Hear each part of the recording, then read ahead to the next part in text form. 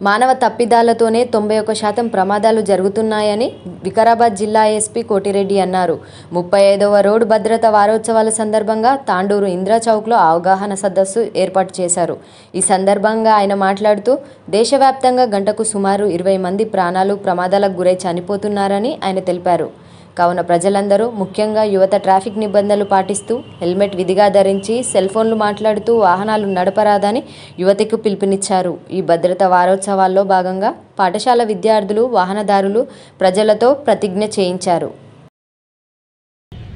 ఈ crime records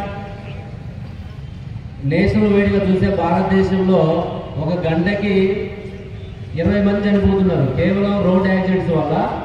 ఒక గంటలో నేను ఇప్పుడు వికారాబాద్ నుంచి బయలుదేరి రావడానికి ఒక 1 అవర్ పట్టింది నాకు. ఈ 1 అవర్లో దేశవ్యాప్తంగా రికార్డు చూస్తే 20 మంది చనిపోతున్నారు. ఒక గంటలో 20 మంది చనిపోతున్నారంటే రోజుకి దాదాపు ఒక 400 నుంచి 450 మంది చనిపోతున్నారు. అట్లా చూసుకుంటే ఒక సంవత్సరంలో 1,60,000, 1,70,000 మంది చనిపోతున్నారు. అంటే చూడండి ఎంత తీవ్రంగా ఉంది సమస్య. కానీ మనం ఎవరు కూడా అనుకో, రోడ్డు మీద మనం పోతుంటే మన పక్కన యాక్సిడెంట్ అవుతుంది, వచ్చి మనం బాధపడదాం, అయ్యో పాపం అనుకుంటాం, తర్వాత దాని గురించి మర్చిపోతున్నాం. ఈ సమస్య మన ఇంట్లో ఉంటుంది, మన ఇంటి పక్కన ఉంటుంది, మన వీధిలో ఉంటుంది, మన గ్రామంలో ఉంటుంది, ప్రతి దగ్గర మనం చూస్తూనే ఉన్నాం.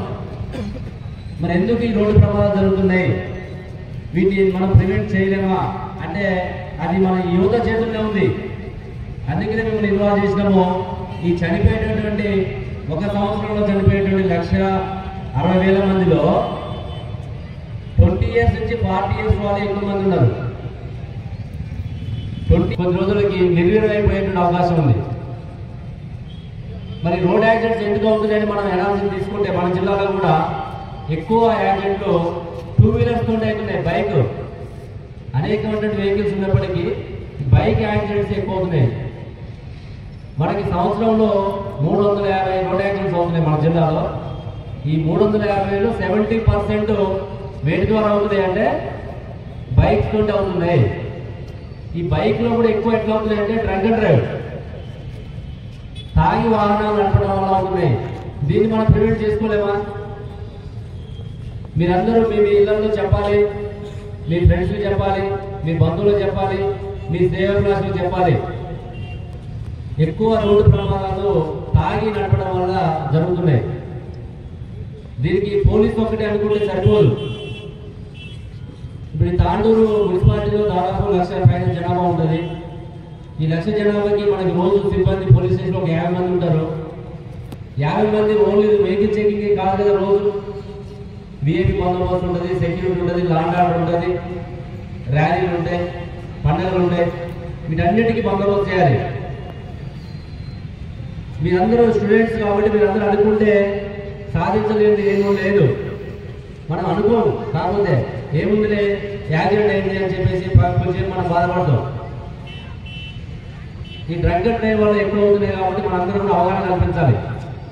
మీరు రోజు చూస్తున్న పోలీసు డిపార్ట్మెంట్ ఎక్కడో ఒక్కడ వెహికల్ చెకింగ్ చేయడం, ఎక్కడో ఒక్క దగ్గర అవగాహన కల్పించడం.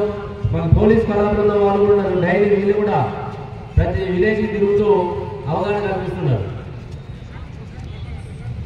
అదేవిధంగా మైనర్స్ డ్రైవింగ్, 18 సంవత్సరాల లోపు వాళ్ళు వెహికల్స్ నడపొద్దని మనకి చట్టం చెప్తుంది.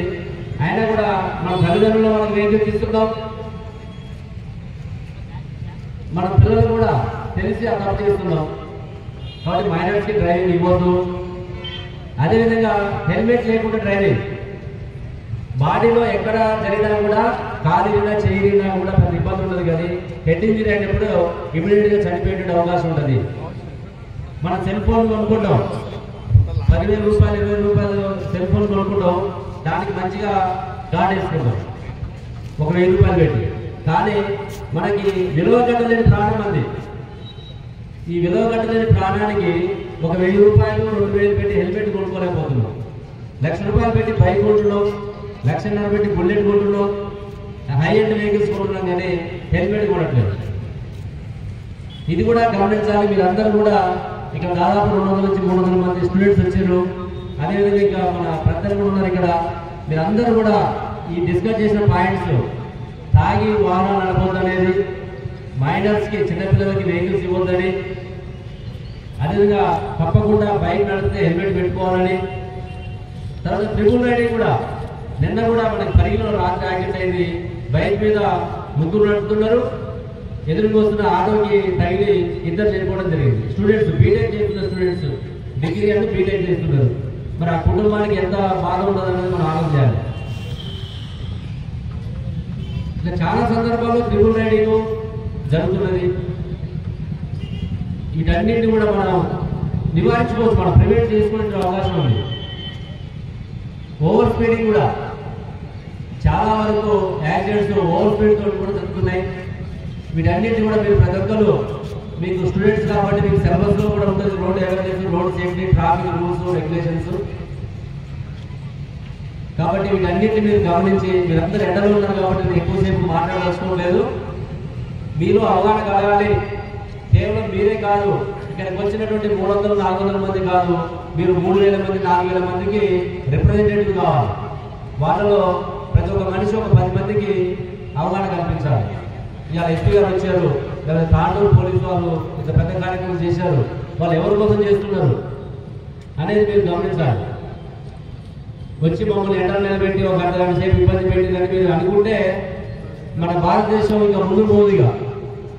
ఈ దేశానికి, ఈ దేశం నాకేమి ఇచ్చిందని ప్రతి ఒక్కరు అనుకుంటారు, కానీ ఈ దేశానికి మనం ఏమి ఇస్తున్నాం అనేది ఇంపార్టెంట్. మీరు దీన్ని గమనించి, మీరు కోరుతున్నది ఏం లేదు మీ గురించి, కేవలం జాగ్రత్తలు పాటించండి. మీ ప్రాణాలు మీరు రక్షించుకోండి, మీ ఎదుటివారి ప్రాణాలను రక్షించండి. దాదాపు సంవత్సరానికి భారతదేశంలో 1,50,000 మంది చనిపోతున్నారు, యువత చనిపోతున్నది. 20 సంవత్సరాల నుంచి 40 సంవత్సరాల మధ్య మీరందరూ మనం కాపాడుకోవాలి. అదేవిధంగా మనం తాండూరు టౌన్లో కూడా ట్రాఫిక్ సమస్యలు చాలా ఉన్నాయి. మున్సిపాలిటీ వారిని కూడా మేము రిక్వెస్ట్ చేసినాం, ఈ సిగ్నల్స్ పనిచేసే విధంగా చూడాలని. మేము కూడా ట్రాఫిక్ పోలీస్ స్టేషన్ ఇక్కడ ఏర్పాటు చేయడం జరిగింది. దాన్ని కూడా సిబ్బంది పెంచుతాం.